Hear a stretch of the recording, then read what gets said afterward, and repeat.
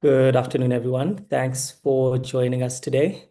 We'll be waiting for everyone else to join us, and we'll begin in about 3 minutes.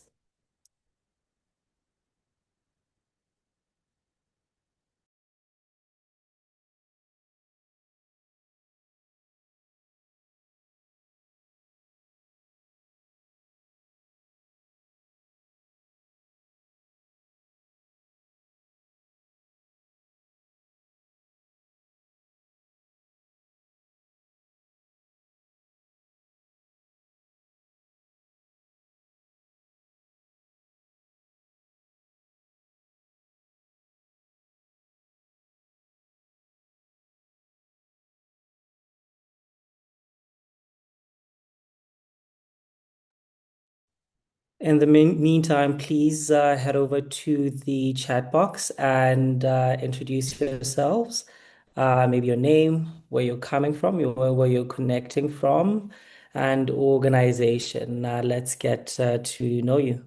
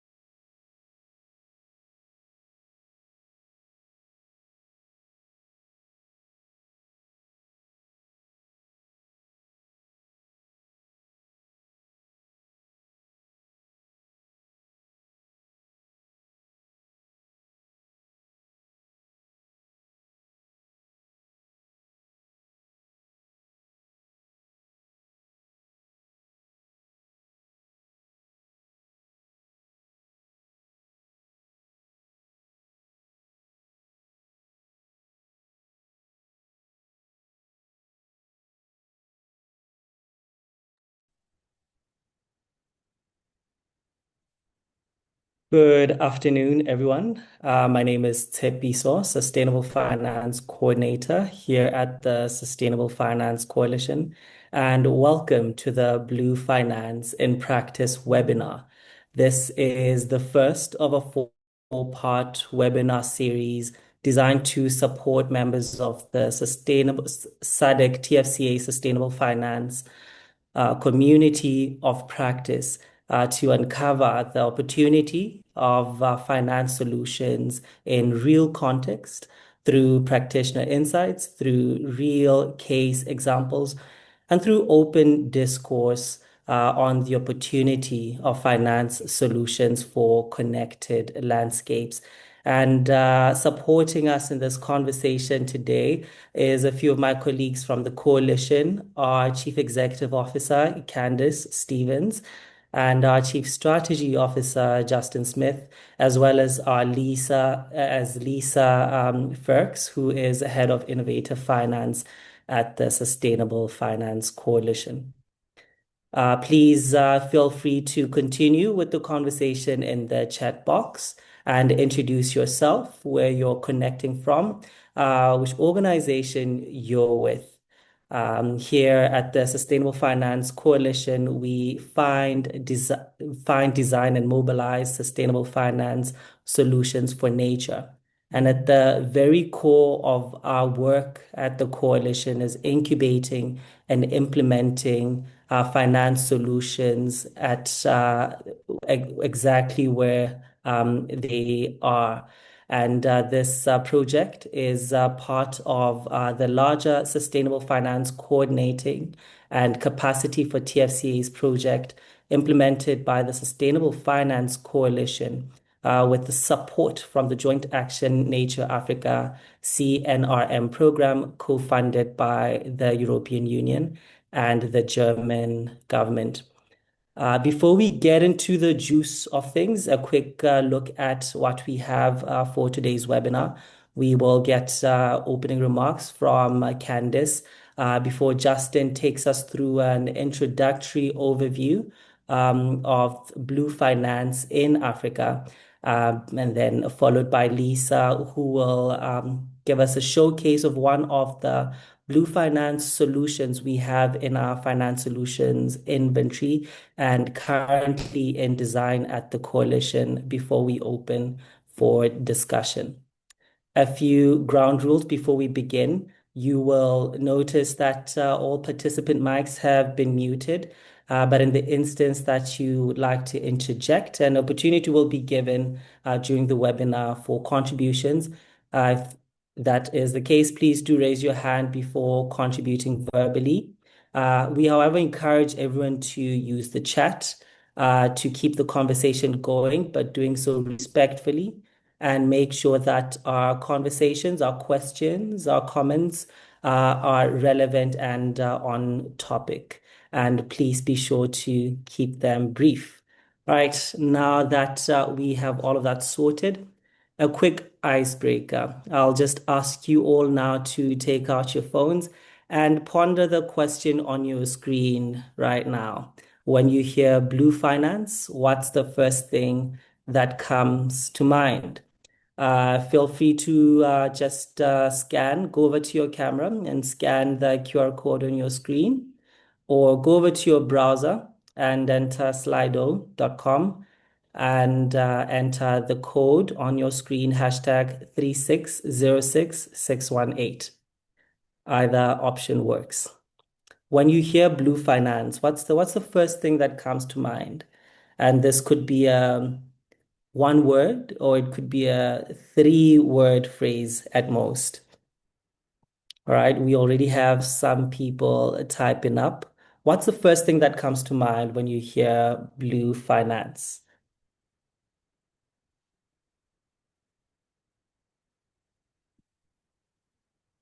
All right, ocean, we're getting ocean conservation, opportunity,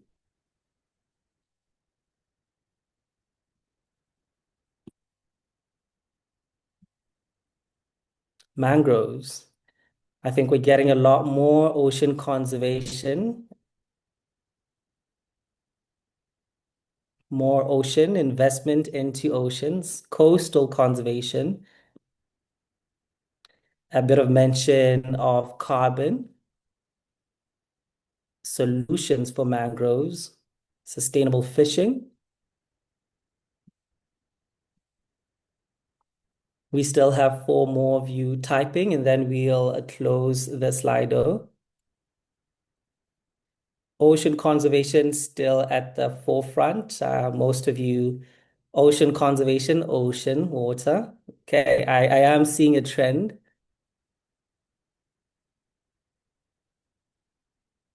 Positive is good. Marine finance.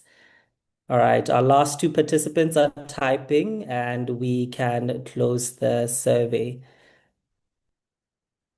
Blue bond. Someone is thinking blue bond.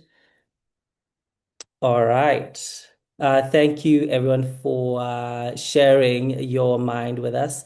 I think it's very clear that when we hear blue finance, most of us think ocean. Most of us think ocean conservation, and some think water, and a whole plethora of other connected, important issues.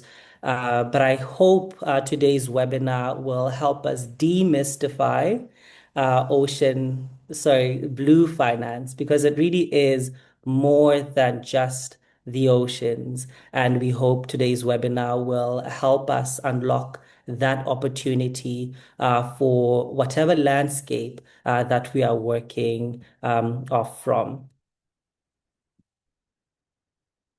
And to kick us off in that conversation, to demystify and really break down blue finance, help me welcome our Chief Executive Officer here at the Coalition to give us welcome remarks. Candice, over to you. So, Piso, thank you very much. I'm not sure if I can demystify something as deep as blue finance, but a warm welcome to everybody joining this call from so many different parts of the African continent and around the world. Greetings from Johannesburg, South Africa. I feel very far away from anything blue at this point, sitting in the city of gold. But really, we welcome everybody to this 4-part webinar series that's supported by so many partners. You'll see their logos up on screen. That really wouldn't be possible without their support to have these important discussions. So the Sustainable Finance Coalition really exists to be able to provide as much support in creating new and innovative finance solutions as possible. And those finance solutions are both green and blue, turquoise, and everything else in between. I think we're all well aware of just how big our nature finance gap is, whether we're looking at landscapes or seascapes. So how do we actually go about creating sustainable finance solutions, whether in the blue realm or the green realm or anything in between? We are going to be discussing what is blue finance, and Justin will set the scene for us around that. Then importantly, looking at what are the approaches at our disposal, the systematic step-by-step approaches that we can begin to take so that we're able to get finance solutions up and running. And then dive into a specific example with Lisa, as Tapiso mentioned. What is really fundamental to the discussion today is that many of us are on the sustainable finance journey, and we're on that journey at different stages. And so what we're hoping to share in this 4-part webinar series, starting with blue finance, is to really be able to unpack what does it take to be able to identify the right finance solutions for the right people in the right places.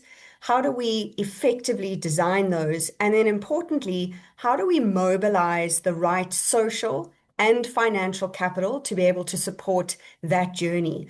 And then give concrete examples of finance solutions being developed at different stages, in different places, with different partners, to give us both hope as well as blueprints for what is possible, not only in the blue finance space, but beyond.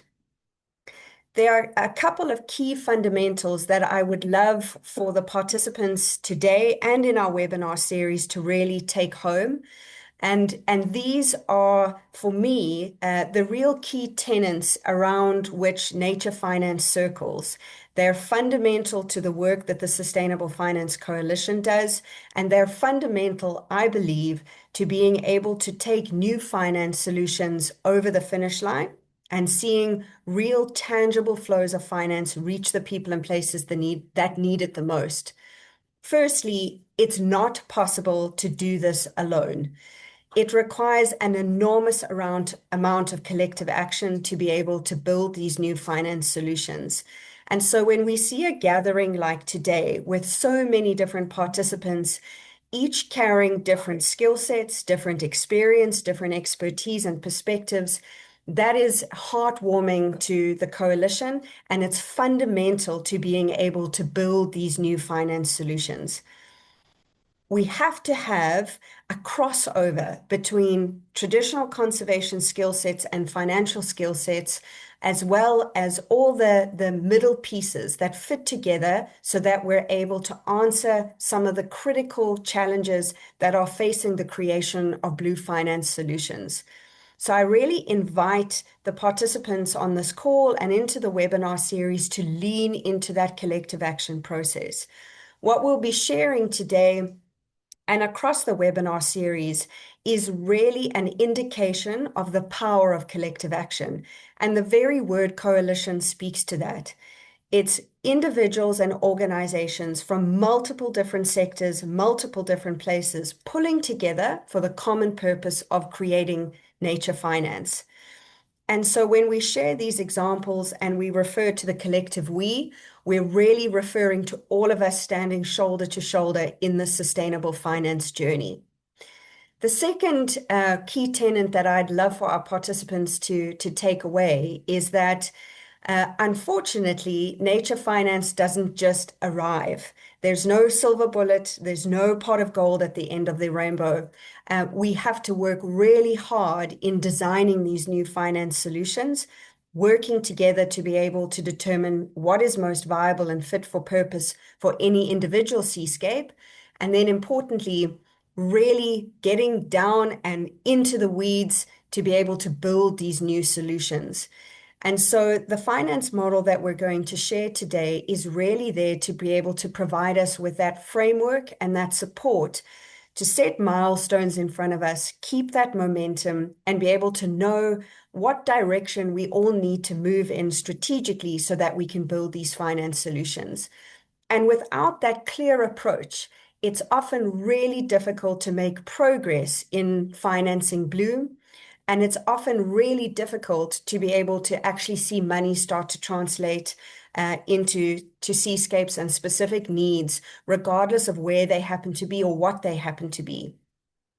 If we can lock into a systematic approach and a clear process to follow in building nature finance, we're equipped to be able to then innovate and to make progress with those innovations.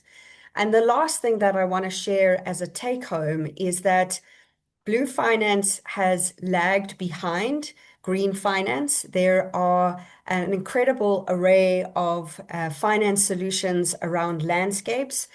But the exciting thing is that blue finance is catching up and it's catching up really quickly.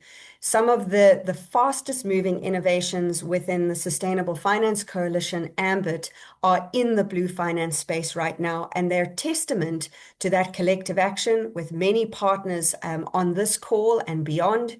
They're testament to the systematic approach of the finance model, and they're also testament to the global move behind blue finance, whether it's the Blue Bond Advisory Board at a global level, whether it's funds for coral reefs, whether it's pushing on parametric insurance for blue and climate-related shocks and communities, whether it's exploration around what blue nature credits would look like.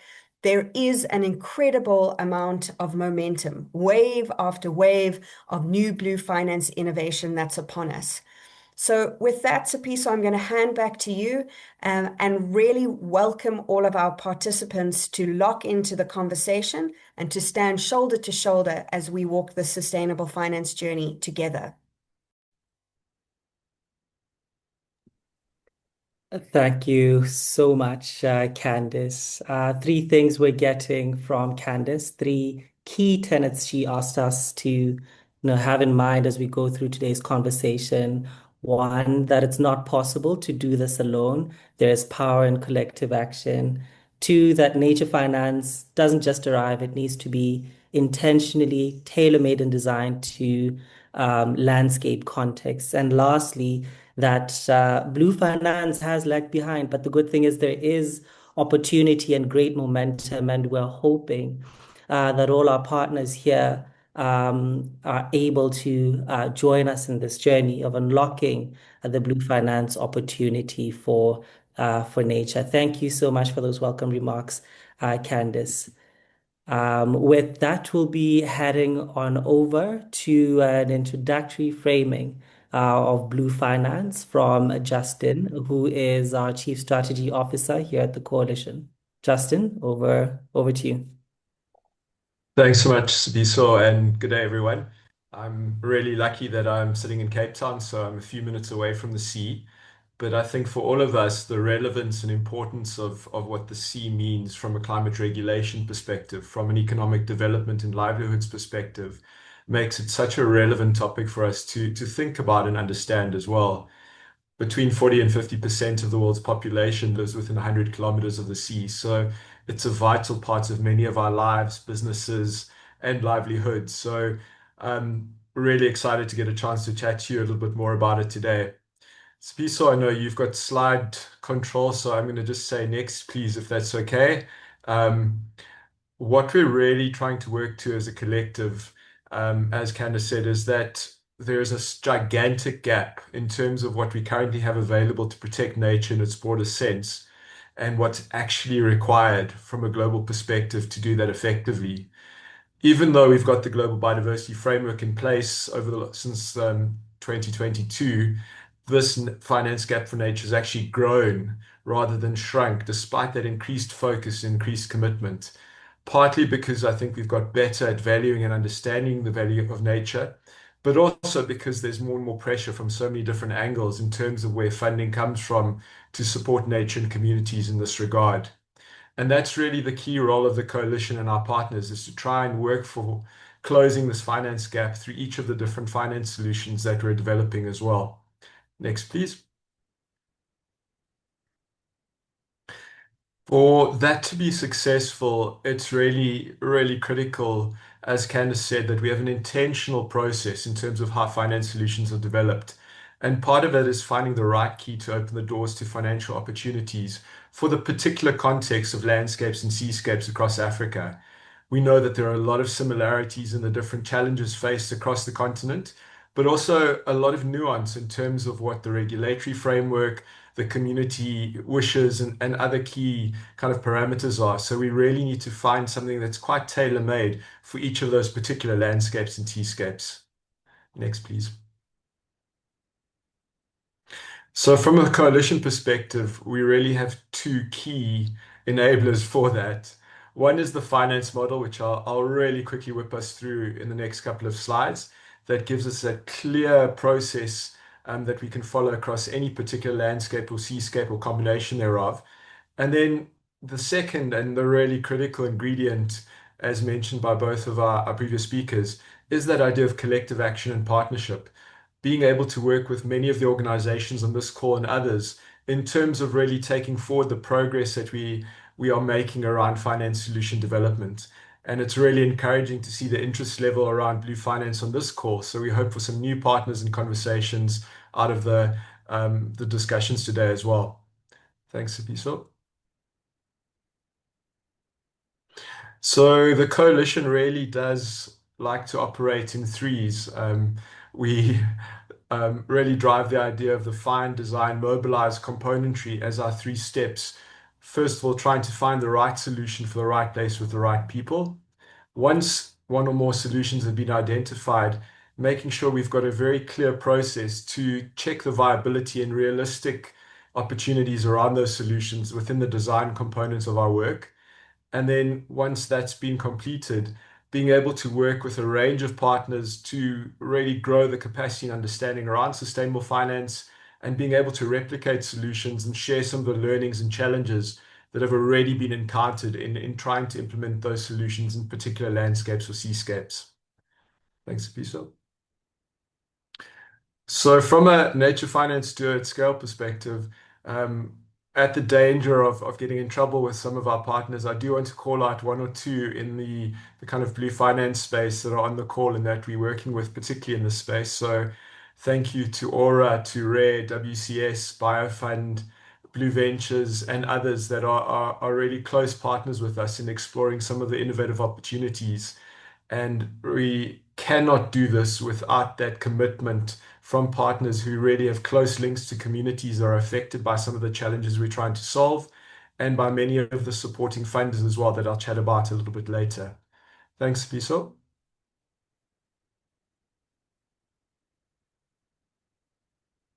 So that broader finance for nature ecosystem really does talk about the collaborative impact and action that has been mentioned so far. So being able to bring together our partners' expertise on the development of specific solutions as well as support from key government partners and enablers to take solutions forward, is really an incredibly important ingredient in making progress in the sustainable finance space. So again, a big thank you to all of these different parts of our kind of collaborative action space for helping us move forward as well. Next one, please. That ecosystem of partners has been really so crucial in some of the progress we're starting to see, and some of the different areas that we're focusing in from a geographical perspective as well. So the coalition's currently working across 15 countries in Southern and East Africa, as you can see from the map there, with some of the partners listed there. Also, really importantly, understanding how we support transfrontier conservation areas as per the call today and the series that's happening across the rest of the year as well. Even within one country's context, we know that driving action for nature can be really challenging, but bringing collective action across multiple countries adds a layer of complexity, but also a layer of opportunity in terms of the different skill sets, learnings, and understandings that we can bring to TFCA development as well. And we're really grateful to GIZ and the EU for helping us really support these structures through the course of this process as well. Thanks, Piso. So jumping into the blue finance space then more specifically, and if we have to really, really quickly try and define it, it's really investment strategies and financial instruments that support ocean-related and water-related, but we're going to focus today a little bit more on the ocean side, sustainability goals. And as Candice mentioned earlier, we're at a really interesting space at the moment. There has been a little bit of kind of lag within the blue finance space, but the last 18 months have seen massive momentum and interest. And that's really something we're trying to seize on with partners at the moment, and that we hope that this group of kind of stakeholders and partners will also see the opportunity around. Thanks, Piso. So one of the key kind of framings of this has been the recognition by many governments and intergovernmental organizations around the opportunities from a blue economy perspective, and just what that means in terms of livelihoods and communities for their increased support and development over time. So if this continued growth in the blue economy does play out, that can be worth 5.1 billion by 2050. So a substantial contributor to the global economy, and a growing one as well. Thanks, Apiso. At the moment, some of the information from the African Union is showing that about $300 billion a year is coming through from a blue economy perspective. But again, that increased focus, the specific legal frameworks and directives that have been created to enable blue economy growth is likely to lead to quite a substantial increase by the end of this decade, and even bigger increase through to 2050 as well. Thanks.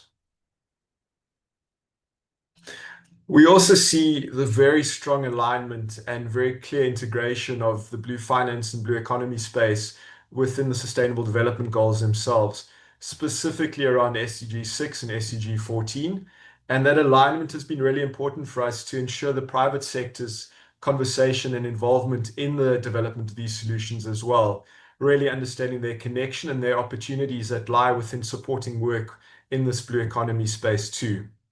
We're seeing a really big shift and a quick shift as well from something that was initially fairly niche into being a really central and mainstream part of economic development, part of corporate strategies, and very clear part of a lot of the work that's happening from an NGO and CBO perspective as well. Thanks, Piso. So some of that progress that we've seen over the last 18 months includes some really, really fantastic news around the High Seas Treaty being formally ratified. The High Seas make up about half of the world's surface, and for close to 30 years, there's been a real challenge around understanding how to formally protect and support the high sea space. A very successful United Nations Ocean Conference last year, together with the Blue Economy and Finance Forum in the south of France. One of the first really centrally focused events around the blue finance space, and with a gigantic amount of business, government, and NGO representation to take these conversations forward. we're looking forward to those conversations progressing and happening again in June in Mombasa through the Our Ocean conference. And then, as Candice mentioned, some of the innovation we're seeing around traditional finance instruments includes looking at how the Blue Bond Accelerator can really drive further bond development within the blue economy space. We've seen a lot of work in the green bond, sustainability linked bond space over time, but again, a little bit of a lag in terms of the blue bond side. And this is really an impetus to drive that opportunity more quickly with an integrated stakeholder team developing those frameworks and processes. Thanks, Apiso. What we are still struggling with, though, is a number of different challenges within the blue finance space. At the moment, really scaling some of the small projects and moving beyond the pilot stage means we've got to look at different ways of financing, particularly early stage development, but also medium and kind of larger scale growth as well for enterprises in the blue economy. A lot of work around harmonizing standards across the region or across the globe as well, and understanding how we can start unlocking some of these challenges quite quickly to really enable more investment and support within the blue economy space and within the blue finance sphere in particular. Thanks, Piso.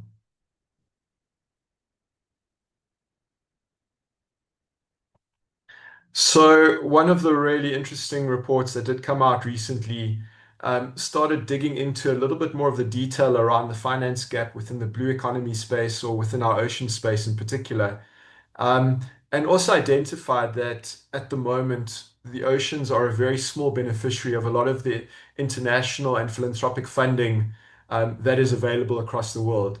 We know that's a space that's already under significant pressure with some of the political developments internationally, but the ocean space is still one that's not seen as being as closely linked and supported as we'd like it to be as well.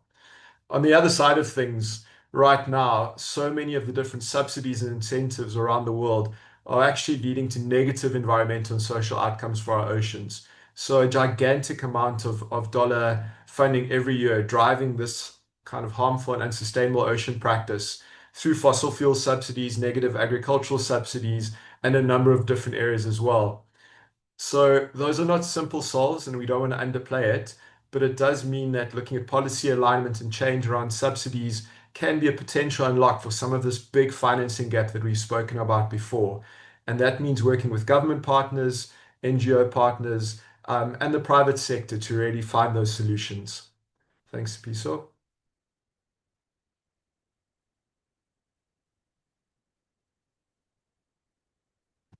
What's also a really big reality for many of the communities and many of the key and beautiful protected areas across Africa is these ecosystems that provide so much value to us that until recently we have not valued appropriately or properly on any level.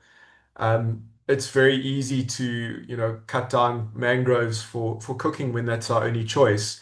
But being clear how to incentivize different protection mechanisms for these systems and understanding what benefit they provide to us at the moment in terms of climate regulation, in terms of particularly protection around extreme weather events, et cetera, is really critical. So I think a big thank you to all of those partner organizations that are working on protecting mangroves, seagrass beds, these unique ecosystems, understanding how to protect and restore and repair coral reefs. These are really critical ingredients that are so underestimated in terms of the value that they create for our ecosystems and for us as humans as well. Thanks, Piso. So, how do we start using that knowledge and that increased understanding of the opportunity around the blue economy to direct more positive outcomes? So, how do we start redirecting some of those financial flows and seeing that massive, massive economic opportunity where every dollar invested in ocean solutions could have at least a 5 times benefit by 2050 in terms of the jobs created, in terms of the ecosystem value and integrity that's retained, and in terms of the business opportunities that lie around it. So, as much as we talk about risk and we have to recognize the challenges that many of these ecosystems face, we also can embrace the opportunities that sustainable enterprises within the blue economy provide for us. and really try and explore that in more detail, which Lisa will also unpack in her session. Thanks, Piso.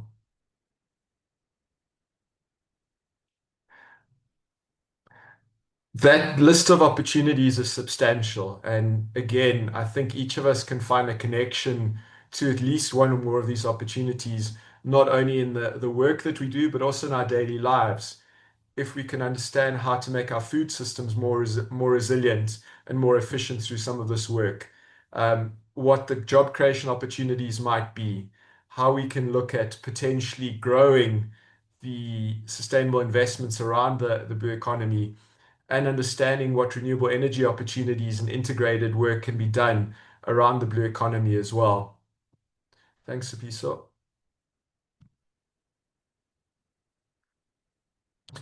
So, with that context, just really to narrow down on one or two quick examples of some of the work that we're undertaking with partners in the Mozambique and Tanzanian space, and just to touch on some progress and some of the realities there at the moment. Thanks. In the Tanzanian context, really want to say a big thank you to Blue Ventures and their partners that we're working with in the Kill and Karanga seascape. Um, Incredible learning opportunity to understand how community-based fishing organizations, in this case, beach management units, are working to collectively protect their livelihoods and ecosystems. The work they're doing around closure of fisheries to understand data and what impact that has on ecosystem health and future fishery catches is quite remarkable. And I think the recognition of the challenges faced by these communities is really, really critical for us too. So we want to try and see how we can support them in the future protection of these marine livelihoods, the future marine protected areas that are envisaged in this space as well, and really then supporting the existing governance structures to hopefully undertake new finance solutions for this work as well. Um, it's a really, really incredible space with multiple partner organizations. So CSense, the Kill and Karanga BMU cooperative as well, together with Blue Ventures and partners. And I think, again, to emphasize that incredible layer of stakeholders and partnership that's required to develop finance solutions, even for one particular context, landscape or seascape. Thanks, Biso.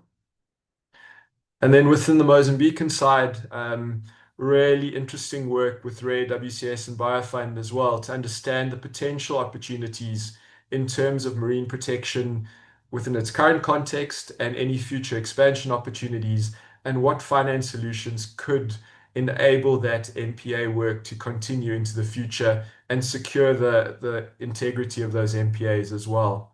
So a few different finance solutions that we're busy moving into the design stage in Mozambique. And a big thank you to Bloomberg Philanthropies, who've been really supporting this work in Mozambique and Tanzania with our partners as well. They are one of those incredible funders who recognize the critical needs around the ocean and the opportunities that arise in building partnerships to take solutions forward. Thanks, Piso. So that's a really quick whip through some of the coalition background and approach, how it's being applied within the context of a couple of countries in Africa, and how that's fitting into what we see as an incredible opportunity from the blue finance perspective at the moment, with this momentum and focus that's happening at the moment. We're seeing more and more vehicles for funding starting to emerge, more and more interest from the private sector as well to support responsible development in the blue economy. And hopefully, through calls like this, more and more opportunities to integrate that into the work of partner organizations as well.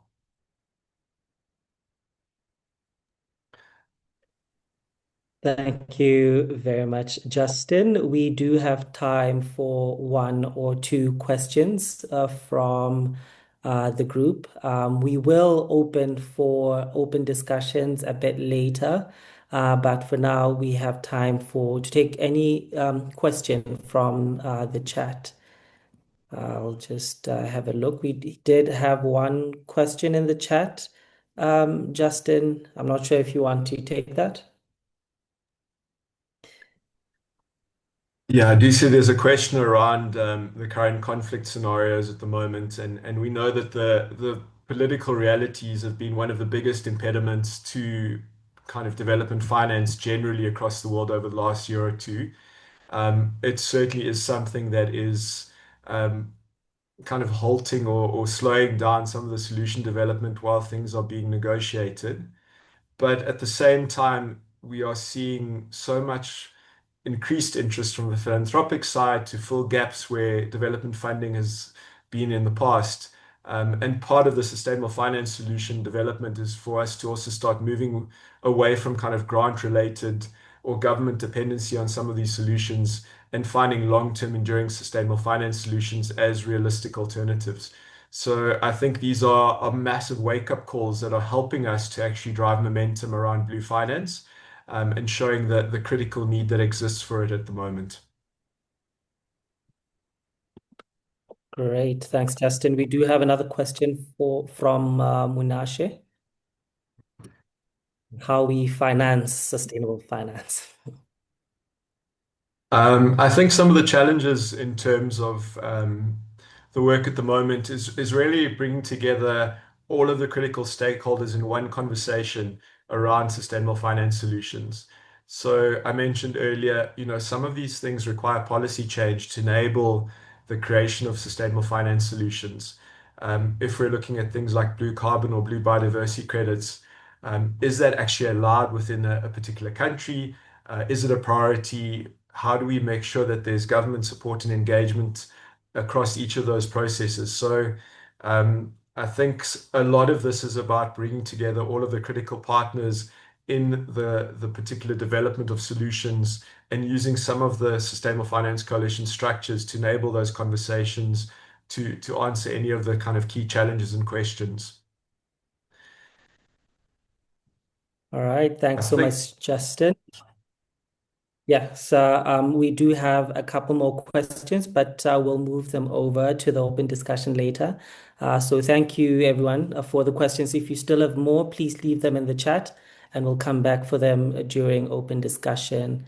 I think now we are getting into the in practice part of the webinar and looking at a real finance solution on the ground that has been in design, the Blue Outcomes Fund, and taking us through this particular finance solution is the head of innovative finance here at the coalition, Lisa Ferks. Lisa, over to you. Thanks, Peter. Hope everybody can hear me. It's great to be here this afternoon, and really really great to hear the content we have, and now to zone in, I think, to the point of some of the questions. How do you do this, and what are the challenges, and how do we actually address this financing gap that we have, not just for nature, but in this case in the blue finance and the blue economy in particular. So yeah, really looking forward to sharing with you some of the challenges and opportunities that we are experiencing in our Blue Outcomes Fund. The Blue Outcomes Fund, I like to loop back to the Sustainable Finance Coalition finance model, which is just on the next slide, which Justin spoke through, but it really grounds the process that we are working with here with our Blue Outcomes Fund. To be so on the next slide, we have the coalition finance model, and this is exactly the process that the Blue Outcomes Fund has been through and is in the grips of at the moment. And we really believe that it is this model that will allow the Blue Outcomes Fund to get across the line to unlock financing, because it really does take this collective action, the mobilized part of our model, to bring the right stakeholders together. So we've been through a process of identifying what are the challenges that the blue economy in the Southern African sector is experiencing. How do we find a finance solution that can meet that? And then how do we take it through a process of design to bring the right elements together, the right stakeholders, the right structure, to really allow it to unlock financing and to really see financing produce outcomes. And so it is this model that has really framed the process of the Blue Outcomes Fund. In the latter half of 2024, we started an incubator process for the Blue Outcomes Fund. Really grateful to a collection of fantastic expertise that we had around the table, meeting regularly to unpack framing questions concerning what is the right kind of outcome for an outcomes fund, what kind of metrics could work, what would the legal structure look like, is it even possible, how do we use precedent transactions, precedent structures to guide a process in the oceans with an oceans focus. So these were framing questions that we unpacked in our incubator, publishing a report in May last year where we really gave an overview of what we unpacked, the detail that we discussed, and also some of our key findings, and really coming out saying, yes, this is a viable financial solution. And now that we work through that it is a viable finance solution, comes the very big next step of saying, well, if it's a viable finance solution, how do we actually implement this and take it through into the next phase of design? And that's really when we go back to our coalition finance model. Our design part of our element is made up of the incubator phase, the implementation phase, and then moving it into adopt, where really a finance solution can have a life of its own. And that's really the ultimate where we really see sustainable finance flowing. And that's what we're working towards. Just to move on to the next slide, I think it would be remiss to go on further without touching a little bit on what is outcomes-based financing. Why was it deemed an appropriate mechanism to even look at in the marine sector?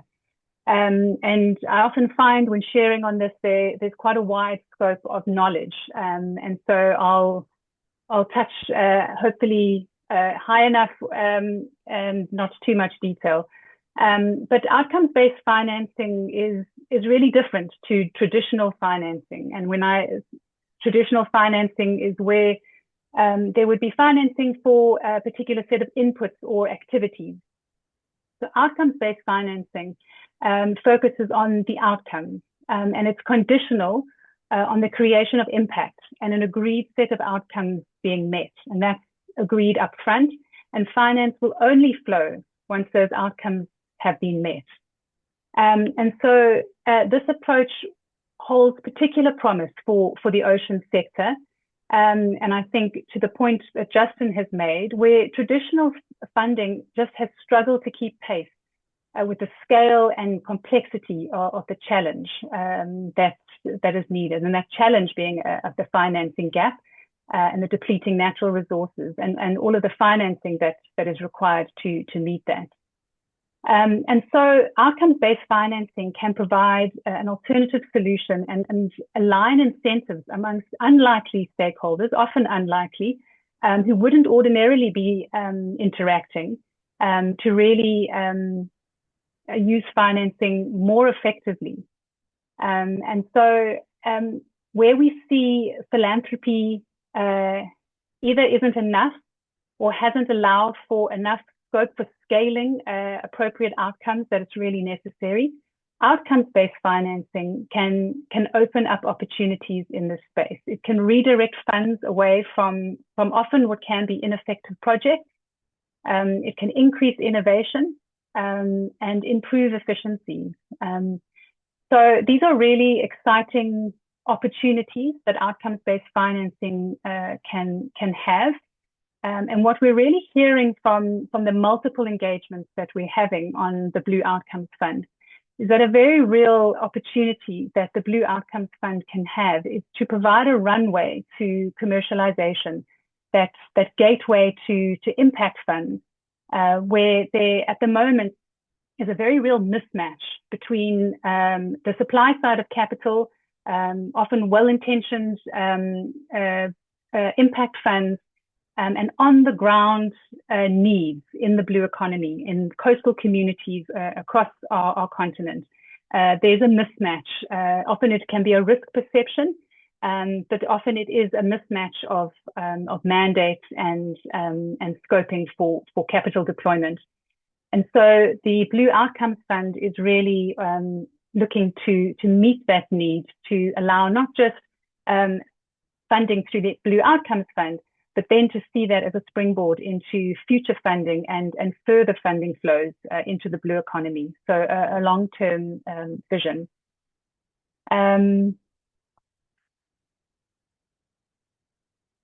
Yeah, I hope that addressed outcomes funding, but we can touch on it more if there are more questions. I encourage everybody to read the viability report that we put out because it unpacks these building blocks in a little bit more detail. But it is great to just touch on them. It really was a big output from our incubator. And really, these are the framing that we have as we move the Blue Outcomes Fund forward now into implementation and working out who are the right stakeholders to have around the table and what are the factors and the guardrails that we need to have in place to really make sure that this is well designed with the right outcomes in mind. And so these are the different building blocks, and by building blocks we mean the critical success factors that the Blue Outcomes Fund will need to really be effective and produce outcomes and see its finance unlocked. The particular outcomes areas, it needs to be clear and measurable and verifiable. That's critical to an outcomes fund. An outcomes funder, the correct legal policy and framing, the strong operational capacity, implementing partners that have existing reach and network and expertise in the marine sector. And we found that this was a critical element in our discussions, particular to the blue economy because of the nature of it, because of the more informal nature of it relative to the green economy that was deemed more developed from a financing perspective. The impact framework, so critical, and very importantly, that management. There are a number of different stakeholders involved in an outcomes fund, and it needs to be designed in a way that it's providing that additionality to the existing market. And those are factors that are guiding our thinking and our design work at the moment.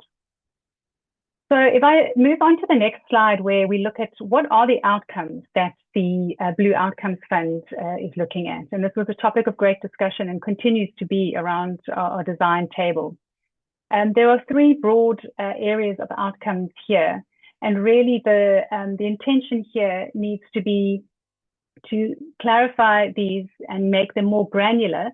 And that's really a process that will be done in collaboration with the right outcomes funder in order to align mandates and make sure that the design of the Blue Outcomes Fund is well structured to meet the mandate of those particular outcomes.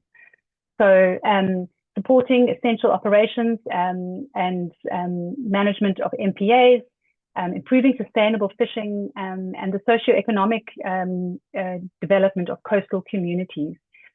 It is well recognized that these three outcomes are so intricately intertwined, and which one will be leading in terms of the Blue Outcomes Fund is something that we are in the process of unpacking and working with relevant stakeholders to find that right alignment between the outcome that will work within the structure of an outcomes fund, to go back to the point of being clear and measurable and verifiable, and at the same time aligned with the mandate of an outcomes funder and meeting the needs on the ground. And those are elements that need to come together and align. Moving on to the next slide. The Blue Outcomes Fund is a pilot. We're looking to pilot, but very much with the intention to see it as a platform for scaling. And that's really important to us and really important in the design of the fund, to make sure that those lessons are learned early on, and the ability to see it impact across multiple MPAs across the southern, eastern, and Swire areas of Africa. It's very evident that outcomes funds in the environmental sector are nascent, and that need for testing and piloting is there. but very exciting potential to see the Blue Outcomes Fund in that role to test outcomes funding in the environmental sector and see how it can be leveraged as a mechanism to really further the channeling of meaningful finance through to marine outcomes. In the next slide, we look at the structure. And here, there are multiple stakeholders to an outcomes fund. And just to talk briefly through what this means for the Blue Outcomes Fund, the vehicle in the middle is an entity that provides the conduit and flow for the actual mechanisms of the financing flow. So we have an outcomes funder sitting at the top, who we're looking at the funding size in the region of $5 to $10 million US. The exact scoping of that is still in discussion, but that's the region of the type of funding financing that we're looking at. And there are implementation partners who, as I said before, are organizations that have existing reach, expertise, and networks in the marine sector. So there's on-the-ground organizations, and those implementation partners would contract with the Blue Outcomes Fund once outcomes are achieved, predetermined. Going back to the point around the outcomes, once the outcomes are predetermined, implementation partners will achieve the outcome. It then is verified with a verification organization. And once that verification has happened, outcomes only then flow through to implementation partners, really just working through that outcomes funding model. So this is the structure we're working with, and engaging with multiple different organizations, hearing what is resonating, where there are challenges, where there is potential, and really working to refine the structure to see it unlock financing. So my last slide there is really just we welcome input, comments, participation, engagement. I think it's been a resonating thread throughout the comments from my colleagues is that this really is a space for collective action, and the Blue Outcomes Fund very much so, but blue finance mechanisms in general. And so welcome in this forum or outside of this forum, welcome comments and input. I think there really is scope for much participation in the Blue Outcomes Fund, through from funding to implementation partners, and that's really welcomed from our side. So thanks, Chapiso. I'll pause there.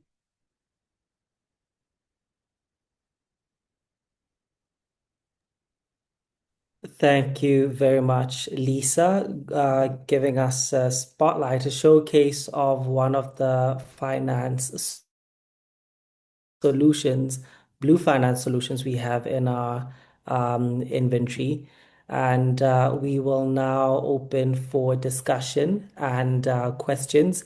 And so some of those questions you specifically had for Lisa or for Justin, we can now have an open conversation if you have contributions, but please do remember to keep your comments respectful and keep the conversation respectful.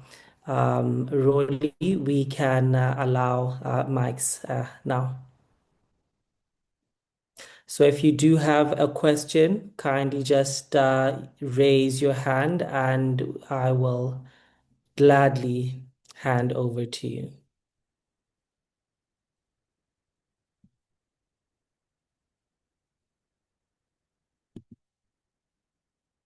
In the meantime, Lisa, there's a question in the chat just around the time frame around the outcome side, if you wouldn't mind having a look, please.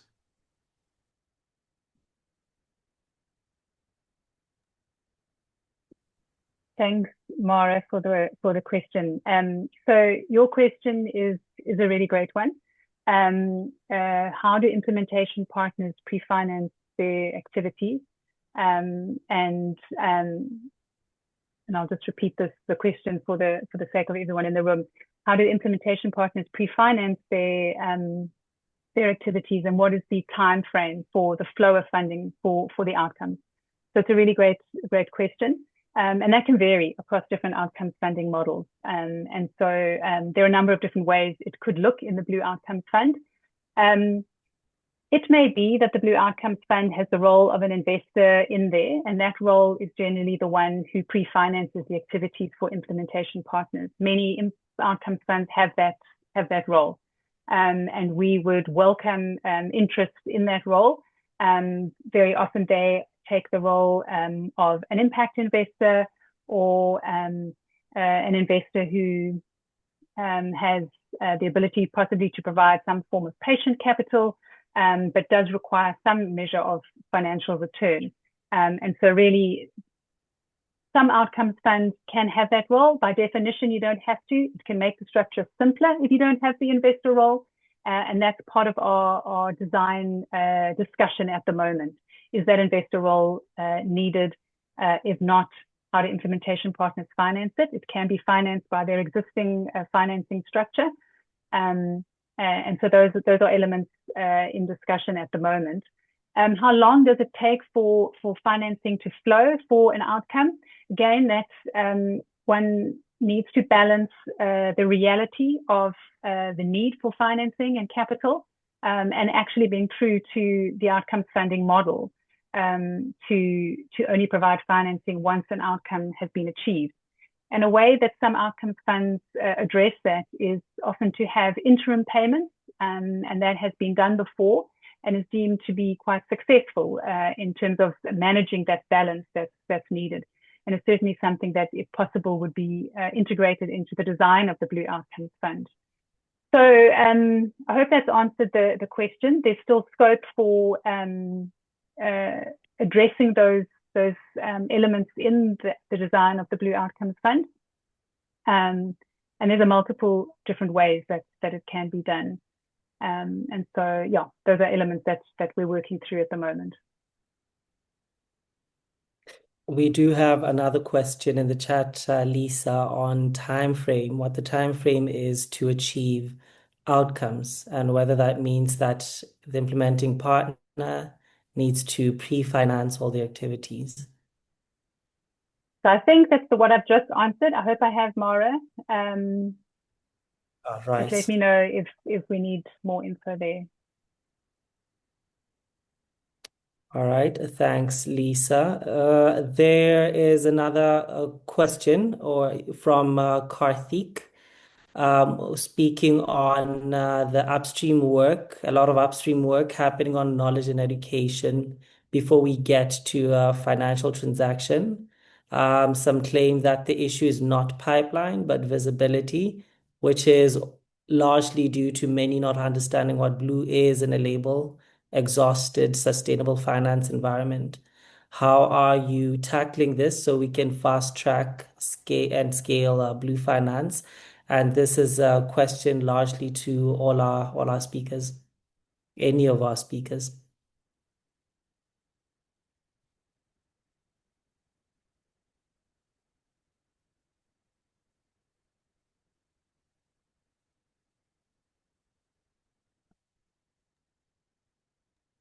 Happy to start, and if Lisa wants to jump in as well. I think it's a really good point. There's an interesting, often mismatch between funding available and the enterprises themselves that need funding, and that can play out a number of ways. Sometimes at the scale of funding that's available and the size of the need are so different that trying to find that connection between the two is really difficult. So yeah, there's definitely a lot of financial education and inclusion work that needs to be done to help develop a pipeline of community-based enterprises, particularly in the blue economy. But I think we know that there are a number of organizations doing a lot of that critical work across kind of Southern Eastern Africa at the moment. The other thing then is to understand how we connect funders and financiers who are willing to give, a smaller amount of funding potentially for an enterprise that doesn't put too much pressure on the enterprise in terms of its growth trajectory, that will help work with it in a maturity level and time frame that's quite realistic. And, that adds a layer of complexity for your typical financial institution who prefers working with bigger size transactions or multiple transactions. So looking at aggregation opportunities as part of this is really critical. But I think a lot of what we're trying to do in the Blue Outcomes Fund and with some of our work with financial institution partners is really embed flexibility and a little bit of room for kind of innovation in terms of the normal policies and approaches. And I think Lisa can kind of maybe just elaborate a little bit on how that's playing out with one or two of our partners. Yeah, I think it's a really good question and a very well recognized challenge. And it was a topic of conversation and debate and discussion in our incubator on the Blue Outcomes Fund. And it was really where we came to the conclusion of the type of profile of implementation partner that the Blue Outcomes Fund should have. Being an organization that has that existing reach and expertise and network in the marine space, acknowledging the point that's so well made here, that very often there isn't that understanding, that financial knowledge, or the ability to transact in a mechanism such as an outcomes fund, which in itself can be quite complex. So these mechanisms are endeavoring to address that, and 100% agree with Justin's point. At the same time, endeavoring to be designed in a way that can be nimble to address challenges as they come up, if they're not in that designed in that way to start with. So that's from the Blue Outcomes Fund perspective. And I also, if I look at it from an impact fund perspective, there's a very real role, particularly in the blue economy, for that aggregator. And in a way, that's the role that the implementation partner can have in the Blue Outcomes Fund. But it does allow for investment to be flowing to smaller, more informal organizations, an aggregator. And if investment can flow there, then that can be a way of addressing this. So this challenge is well recognized, and the design of these financing mechanisms are really trying to address that. Just a reminder, everyone, if you have a comment or want to share or ask a question, you can now raise your hand, and I'll signal to you to unmute yourself to speak. So if you do have a question, we are now open for discussion. Lisa, we do have another question from Itumeleng Selebalo, who asks, how are outcome-based finance models ensuring that implementation partners are not carrying disproportionate financial risk, especially given the uncertainty of nature-based systems and climate variability? How do we avoid situations where partners deliver the work but are not compensated due to factors beyond their control? Yeah, Itumeleng, great question, and I think it speaks a little bit to the question from Mara as well about where the upfront funding comes from for implementation partners, and also very critically, who's bearing the risk in this model. And for an outcomes funder, it's a very clear transfer of risk. They only pay once the outcome is achieved, but then it's to your point, who is bearing that risk then? And that really comes down to the structure of the implementation partner themselves, and that could vary, as mentioned already, and how they are producing their existing business model or operational model, depending on their structure and how they work at the moment. And so it's something that needs consideration, and that's really something that's a shared consideration. So the implementation partners themselves very much need to be recognizing this risk, and to be engaging with the Blue Outcomes Fund, acknowledging that risk, and also having the right investors come in. And if the feedback is really that investor role is needed, and as I'm saying, these are conversations that we're very much in the midst of. And then what is the profile of that investor that can help carry that burden and that risk. So it's a very real element. There's no easy answer to it, but to produce these outcomes, that's really where the model of the current implementation partner comes in, and their existing structures. Thank you so much, Lisa. There is another question from Noel Carlos. How do we ensure that Blue Finance reaches the local community who protect the cost or the ecosystem? Could you give an example from Tanzania or the Mozambique experience, Justin? I think this is one of our really biggest challenges, and one of the things we need to get right is ensuring that community benefit of any finance solution that's developed.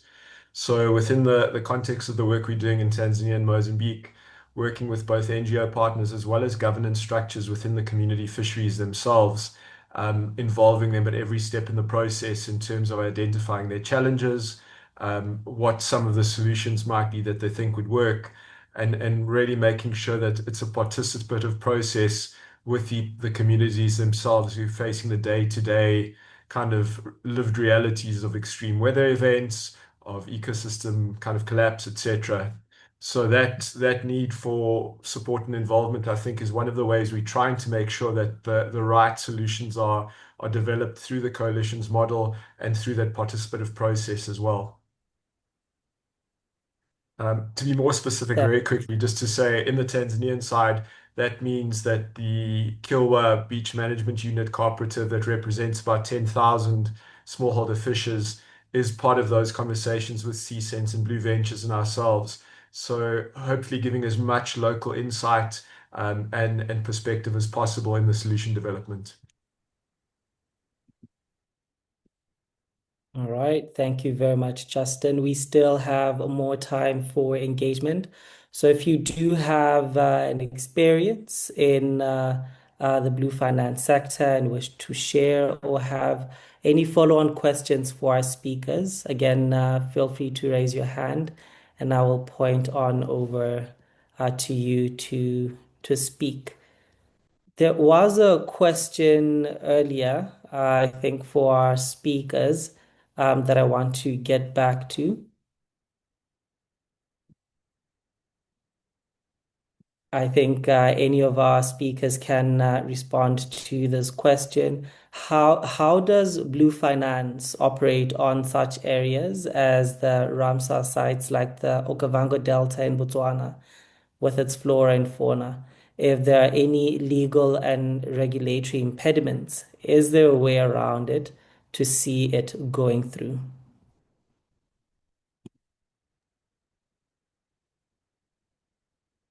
So I think that's really the heart of why this community of practice and this work exists, is to drive transfrontier conservation efforts.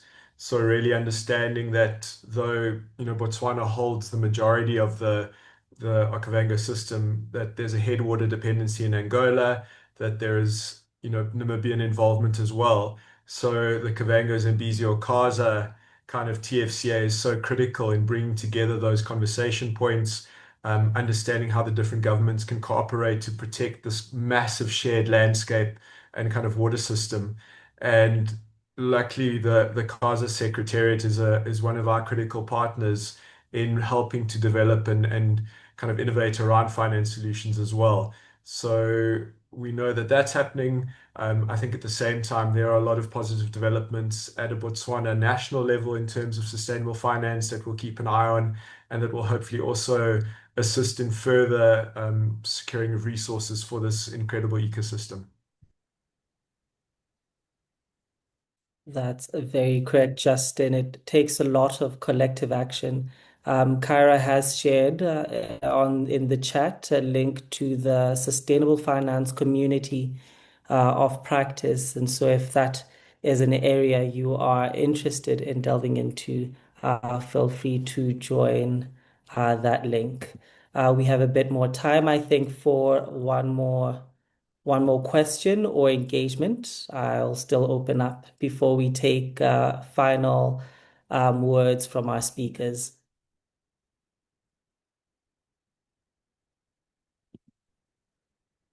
I think if there are no other interventions from participants, unless I'm missing a comment.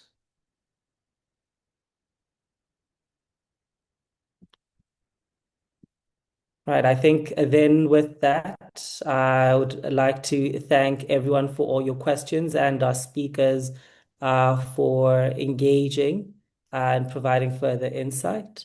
And I'd like to hear any final words for our participants as we wrap up the webinar. I think Lisa, then move on to Justin and wrap up with Candice. Yeah, thanks, Lisa. It's really great to share in this space. I think to maybe echo the last words that I said around just welcoming engagements, input, to really see the Blue Outcomes Fund move forward and Blue Finance in general. So I think there's a wide scope of skills on the call here today. And it's great to have everybody here, just to weigh in, share input, insights, and we look forward to really seeing finance unlocked for the blue economy, and moving the needle there. Thanks, Japisa. I think again, just Over to to you, really celebrate celebrate the momentum that we are seeing around blue finance, to encourage participation and input from all of the critical stakeholders and partners. Our Oceans Conference in Mombasa in June is fantastic that Africa is hosting this important kind of event and conversation point. So let's work towards getting these perspectives through. Let's also make sure we're involving the private sector as much as possible in these conversations and helping build capacity and understanding around it so that we can connect the right beneficiaries with the right potential financiers. Thanks. Thanks, Justin. And before Candice jumps in to wrap up our webinar, I'd like to just push everyone to just scan the QR code on your screen and run through the survey. And please just do make sure that you have filled and responded to the quick 5 questions as we wrap up the webinar. The link has been provided, I believe, in the chat. Kyra has shared the link in the chat. So please head on over to respond to the survey as we close. Candice, final words. Thank you so much, Tsepiso, and thank you to Lisa and Justin for sharing. I think there is an incredible amount of discussion required in the blue finance space, and this is just a taster. As I mentioned, as we kickstarted the discussion, blue finance is rapidly catching up with green finance. It's rapidly catching up with a range of different innovations. And importantly, the collective action around blue finance is really evident. It's evident in the specific example that Lisa shared in the Blue Outcomes Fund, and it's evident from the various partners from many different places on this call. I think what we need to realize in the blue finance space as we start to take this conversation forward is that we have an array of finance solutions at our disposal that we can begin to use.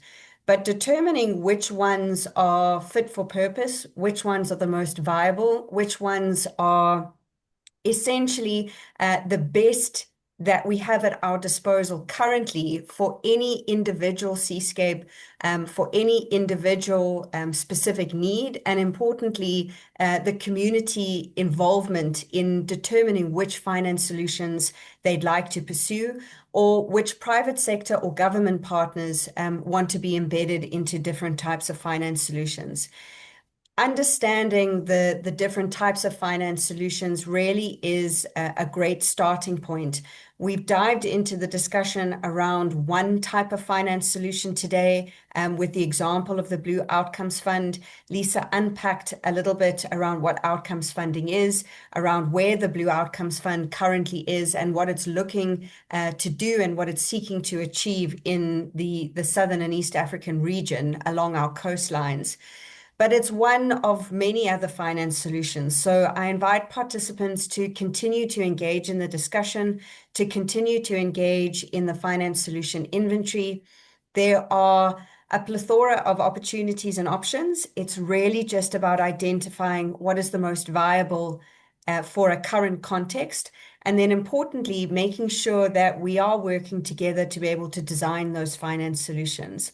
So a very big thank you again to our partners that made this webinar possible, and the partners that are making Blue Finance possible in many different seascapes on the African continent. An exciting space, and so please continue to engage, stand shoulder to shoulder as we move Blue Finance forward. You would have seen in the chat as we wrap up numerous different links of how to get into contact, how to have a look at the inventory, the viability for the Blue Outcomes Fund, and of course, we'll share the slide deck as well at the end. So with that, Sipiso, I'll hand over to you to say a fond farewell. Thank you very much, Candice, and thank you to all our speakers for giving us an insightful conversation. Final reminder to scan your screen and do the survey, or click on the link that Kara shared in the chat and complete the survey. If you want to learn a little bit more about the coalition, feel free to head on over to our website or visit our inventory at inventory.coalition.org. And we will see you in the next session of the In Practice webinar series. Thank you, everyone. I'm jumping back on the mic because it's Tupiso's birthday today. So thank you for leading us on this webinar on your birthday, and a very happy birthday to our colleague Tupiso. Happy birthday. Thank you very much, So. guys.